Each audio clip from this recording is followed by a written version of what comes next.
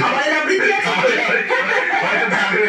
কিন্তু এবার ইতিপূর্বে আবদারের শেষ নেই, এখন খাবারের আবৃত্তি শুনতে চাচ্ছে। খাবারের কথা তো আসলো, কিন্তু আমরা এই তারিখটাকে ঠিক মনে রাখি তো। বৈশাখ মানে কিন্তু পয়লা বৈশাখ, 25শে বৈশাখ। কিন্তু যে কোনো দিন যে কোনো কাউকে ডেকে আপনি জিজ্ঞাসা করুন তো আজকে বাংলা মাসের কত তারিখ বলতে পারবে কি? আমরা ওই জন্য সকাল সকাল অনুষ্ঠানে প্রথমেই বলে দিয়েছি কত তারিখ, অন্তত পক্ষে দিনের তারা তাদের মাথায় থাকে। তো আজকে সত্যি এই আসরে একটা খুব ভালো লাগা তৈরি হচ্ছে।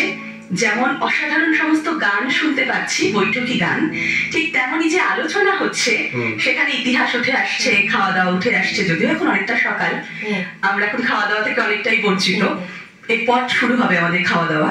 কিন্তু আজকে আমি এই মুহূর্তে সেই কবিতাটা আমার বলতে খুব ইচ্ছা করছে, কারণ অনির্বাণ ঘোষ এই সময় অত্যন্ত একজন জনপ্রিয় কবি।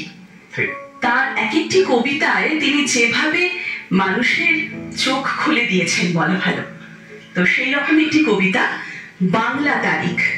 আসলে আমরা একেবারেই বাংলা তারিখ নিয়ে মাথা ঘামাই না, বিশেষ বিশেষ দিনগুলোতে প্রয়োজন পড়ে বলে দেখতে হয় পাঁচি পুঁথি, তাই না?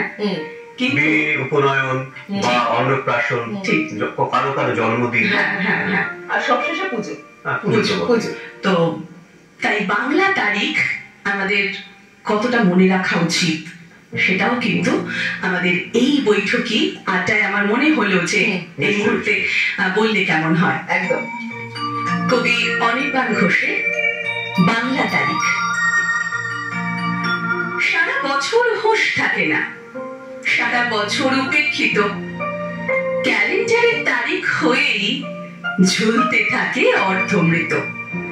কাউকে যদি প্রশ্ন করেন বাংলাতে আজ তারিখ কত, দেখবে তখন সেই বেচারা কেমন করে ইতস্তত। হয়তো তিনি বলতে পারেন, ইয়ে মানে বাংলা তারিখ কেমন করে বলবো, সব অমনি তো আর লাগে না ঠিক।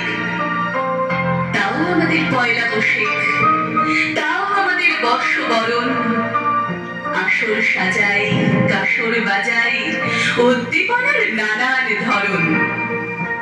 বাংলা বছর বলতে হাতে সাকুল্যে দিন দু চারখানা, একটি তো তার পয়লা বৈশাখ, অন্যটিকেও সবাই মানি। ঠিক ধরেছেন, কবিগুরুর জন্মতিথি বৈশাখ মাসে, আষাঢ় শ্রাবণ একটি দুটি, বাদ বাকিতে কি যায় আসে।